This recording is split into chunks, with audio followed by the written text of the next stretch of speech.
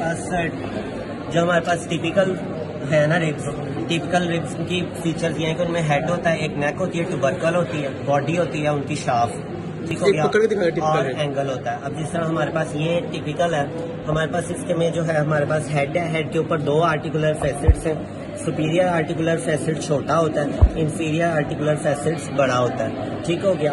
उसके बाद ये हमारे पास आ गया नेक हेड के बिल्कुल पीछे, उसके ऊपर आ जाता है हमारे पास ट्यूबरकल, ठीक हो गया, ट्यूबरकल आ जाता है। उसके बाद हमारे पास ये आ जाती है शाफ्ट। शाफ्ट में हमारे पास क्या है, शाफ्ट में हमारे पास इनर सरफेस और आउटर सरफेस है, और अपर बॉर्डर और लोअर बॉर्डर है।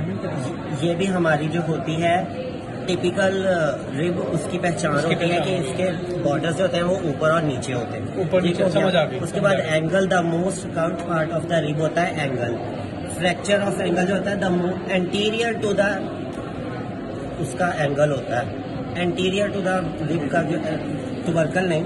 अगर हम इसको कॉस्टल एंगल या रिब का एंगल कहते हैं ना, तो हमारा जो होगा ना मोस्ट वीकेस्ट पॉइंट तो यही होगा, लेकिन हमारा जो फ्रैक्चर होगा वो ये था, जिसमें हमारे एमसीक्यूज भी गलत हुआ। अच्छा, एक चीज बता दूं, अब ये जैसे बॉर्डर्स की से बात की है ना, ये बॉर्डर्स मतलब नुक्कर जो है ना, इसकी साइड पे बनी हुई इधर उधर, उसकी ऊपर बनी हुई है। तो टिपिकल और टिपिकल का यही फर्क है, जैसे टिपिकल होगी इसकी जो नुक्करें हैं वो ऊपर बनी होंगी, लेमैन लैंग्वेज ये भी टिपिकल है इसमें से। अब इसमें से हम इसको सबसे पहले फर्स्ट में बिठा लेते हैं। अब हमने इसको कैसे उठाना है, अगर ये हमारे पास ऐसे पड़ी हुई है, इसको एनाटॉमिकल पोजीशन में कैसे उठाना है। एनाटॉमिकल पोजीशन में उठाने के लिए हमारे पास इसका हेड जो होता है वो पीछे वर्टिब्रा से अटैच होता है। हमें अपने हेड से उठाने तक वो हमारी साइड पे आ जाए और ये आगे, ये जाके हमारे आगे कॉस्टल कार्टिलेजेस बनाए, ये हमारे रिब आ गया, ये इसका हेड आ गया, ये इसकी नेक आ गई, प्रोमिनेंट नेक है, ये इसका ट्यूबरकल आ गया, ये बॉडी आ गई। वाई जब इसके पास हेड भी है, नेक भी है, ट्यूबरकल भी है, शाफ्ट भी है, तो ये क्यों एटिपिकल है? ये एटिपिकल इसलिए है कि इसका जो इनर और आउटर सरफेस नहीं है, बल्कि इनर और आउटर बॉर्डर्स है। सुपीरियर सरफेस है, इंफीरियर सरफेस है। हमें कैसे पता लगेगा सुपीरियर कौन सी है, इंफीरियर कौन सी?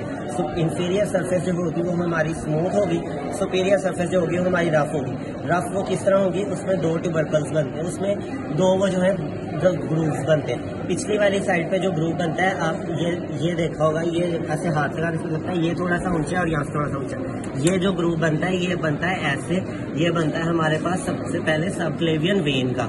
अगली वाली साइड पे हमारे पास जो ग्रूव बनता है वो बिल्कुल ऐसे इसकी नेक के साथ से होकर गुजरता है, इतना खुला सारा, ये होता है हमारे पास सबक्लेवियन आर्टरी का ग्रूव। इनके दरमियान में जो हमारे पास छोटी सी हल्की सी हमें टिब्रोस्टी नजर आएगी, वो होती है स्क्लेनी ट्यूबर की। यहाँ पे स्क्लेनी एंटीरियर मसल लगता है, स्क्लेनी एंटीरियर मसल की टिब्रोस्टी, ठीक हो गया। ये हमारे पास फर्स्ट रिब होगी। अब हम सेकंड रिब पे आ जाते हैं। सेकंड रिब के पास हमारे पास हेड है, ट्यूबरकल है, नेक है, और इसकी बॉडी है, ठीक हो गया। बॉडी पे हमारे पास इनर बॉर्डर है, आउटर बॉर्डर है, सुपीरियर सरफेस है, इंफीरियर सरफेस है। इसमें सिर्फ हमारे पास ये, हमारे पास जो इनर बॉर्डर पे हमारे पास ये ट्यूबरोस्टी है, ये होती है हमारे पास serratus, tuberosity for serratus anterior. Serratus anterior muscle यहाँ पे अटैच होता है, यहाँ पे कॉस्टल कार्टिलेज। अच्छा, एक बात पूछनी थी कि मैं पता कैसे लगा सुपीरियर सरफेस कौन सी है, इंफीरियर सरफेस कौन सी है?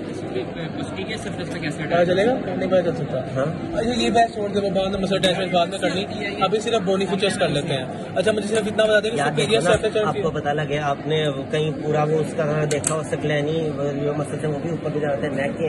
अब ये जो सिरेटस एंटीरियर है ये हमारे रिब से यहाँ पे लगता है, और फिर इसमें ये क्लेविकल के नीचे लगता है। मतलब नहीं, मैं ये नहीं पूछ रहा, मैं कह रहा हूँ ये रिब पड़ी है, कैसे लगेगा इसका सुपीरियर? वही ना, पता कैसे लगेगा? मैं ये आपको बताता हूँ कि ये जो चीज है ना, ये इसके ऊपर होती है स्क्लेनी, तो ये इसका जो है ना सिरेटस एंटीरियर इसके ऊपर होता है। नीचे कोई इसकी भी नीचे वाली स्मूथ होती है, वैसे भी नीचे वाली मैक्सिमम की लाइट है, ठीक समझ आ गई, ठीक हो गया। उसके बाद हम इस चीज पे आ जाते हैं। ये हमारे पास है थोरेसिक वर्टिब्रा। अगर ये ऐसे बताएं इसकी एनाटॉमिकल पोजीशन क्या है, आप इसको इसके स्पाइनस प्रोसेस से पकड़े। स्पाइनस प्रोसेस जो होता है वो डायरेक्टेड डाउनवर्ड्स होता है, ठीक हो गया। स्पाइनस प्रोसेस डाउनवर्ड कर दिया। अभी एनाटॉमिकल पोजीशन में, एनाटॉमिकल पोजीशन में ये हमारे पास आ जाता है जो दरमियान वाला आप शैलो डिप्रेशन देख रहे हैं, ये है न्यूक्लियस पल्पोसस, और जो इसकी बाउंड्री है ये है annulus fibrosus. Nucleus pulposus, annulus fibrosus, ठीक हो गया। उसके बाद ये हमारे पास है इसका स्पाइनस प्रोसेस।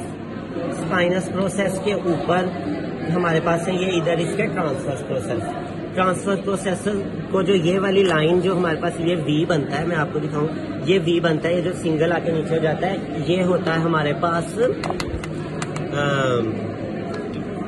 पेडिकल होता है, नहीं पेडिकल जो होता है वो ये पार्ट होता है जो स्पाइनस प्रोसेस को ट्रांसवर्स प्रोसेस के साथ जोड़ा होता है ना, वो पेडिकल होता है। ये लैमिना होता है, इसको ये जो रिज बनती है वी बनता है सीधा, इसको लैमिना कहते हैं। ये पेडिकल्स होते हैं। ये हमारे पास इसके जो है वो आर्टिकुलर फैसेट्स हैं। ये हमारे पास अब इसके आगे से इतना डीप नहीं जाता है क्योंकि इसके ऊपर भी सुपीरियर और इंफीरियर फैसेट्स होते हैं।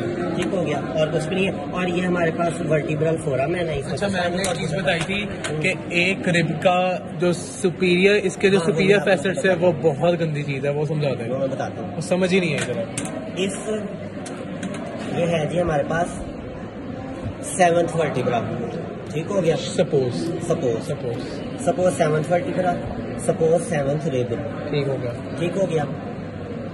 7th वर्टिब्रा में ये हमारे पास इसके जो होते हैं, एक होता है सुपीरियर आर्टिकुलर फैसेट, एक होता है inferior articular facet. Same here, superior articular facets होता है और इंफीरियर आर्टिकुलर फैसेट होता है। superior articular facet of the rib get attached to the corresponding vertebra का inferior articular facet. Superior articular facets of the rib attached to the inferior articular facets of the corresponding rib.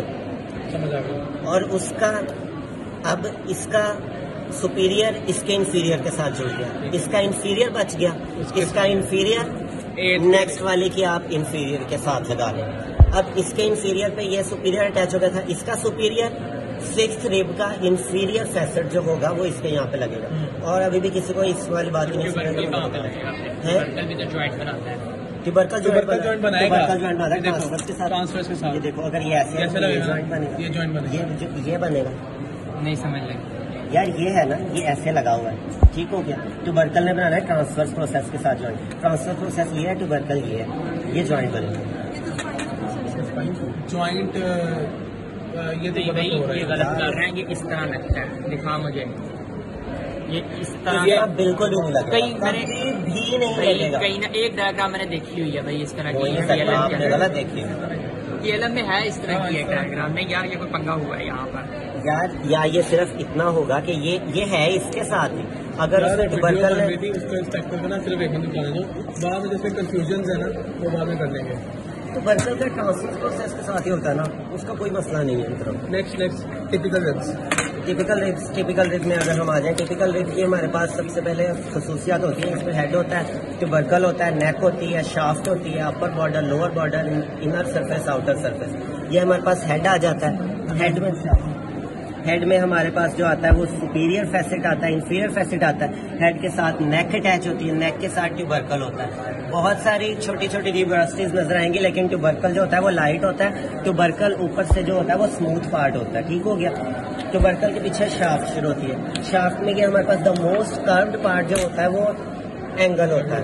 Angle हो गया। Angle जो joint का जो है वो fractal, जो most fractured part है वो एंटीरियर टू द एंगल है। बिल्कुल एंगल का वो पार्ट एंगल का है, लेकिन एंटीरियर एंगल होता है, एंटीरियर वाली साइड। इसके बाद ये हमारे पास आ जाता है upper border, lower border, outer surface, inner surface. Inner surface के यहाँ पे नीचे हम लोग अगर ये ऐसे रखें तो ये ऐसे है। इनर सरफेस के नीचे यहाँ पे हमें एक ग्रूव मिलता है, ये होता है कॉस्टल ग्रूव। यहाँ से इंटरकॉस्टल नर्व्स और इंटरकॉस्टल वेसल्स पास करती हैं। अगर हम बात कर लें मसल्स की, तो हमारे पास जो होते हैं सबसे ऊपर से जो पास करेगा वो होगा एक्सटर्नल इंटरकोस्टल।